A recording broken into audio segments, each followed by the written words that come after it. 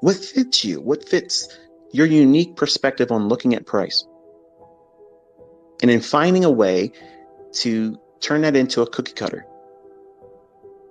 In the market, in price action delivery every day is the dough. And you're just going to take your cookie cutter model, silver bullet, optimal trade entry, whatever, and you're going to press it in at the right time.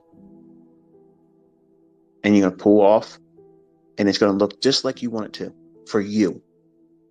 Do you take a star cookie cutter and press it into a rolled out sheet of dough, cookie dough or whatever, and you press it down into that dough, and it's shaped like a star in your hand, and you pull it off, and it looks like a square or it looks like a triangle? Are you expecting that? No, of course you're not. Your expectations are when you pull that cookie cutter off that dough, it's going to look like the star or very close to what the shape of that cookie cutter was. You trust it because you've pressed that into dough times before, dozens, hundreds, thousands, whatever it is. You're not putting any thought behind, you know, when you do this, this is what's going to happen. That's what your trading will become.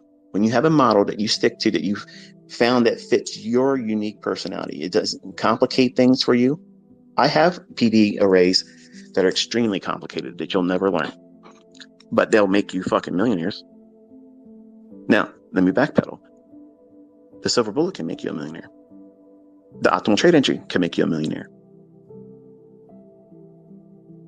Breaker can make you a millionaire. I gave you some retail nonsense earlier with the 9 and 18 moving average. When they're up, last 2 weeks or so on the daily chart, first fair value gap on the daily chart, when it trades into that, go in lower time frames, use the opening price, wait for the trade below it, then go back above the opening price. The very next fair value gap, buy that, reverse it for selling short. I need an indicator. I don't know what bias is. There you go. It's done. There ain't anything out there that's retail shit that I can't go in there and make it work like Swiss timepiece precision. Because I understand price. They trust their indicators. They trust this flawed logic. I don't use flawed logic. I don't. And I've proven it. My students are proving it to you. They're coming with the real money. You're going to come with your own receipts with real money. How long is it going to take for you? I don't know. But I know it ain't going to be less than 6 months. Not consistently. Some of you can go out there and watch a video and say, oh, yeah, silver, let me try it tomorrow. Try to get a funded account. Pass it. Get a funded account. Make money with it. Might even get a couple months doing it. And then what happens is you think you figured it all out. Like it happened for me. And then something will happen. You'll have a loss. Or a string of very small losses. Which is normal in this business. It's normal to anticipate that and expect it and think nothing of it in terms of ruin. It's not ruin. It's a tax. That's all it is. It's a tax. A trader's tax is taking small losses, and they better fucking be small, because if they're not small, you aren't doing your job. You're overpaying in your taxes. You only need to pay your legal amount of taxes.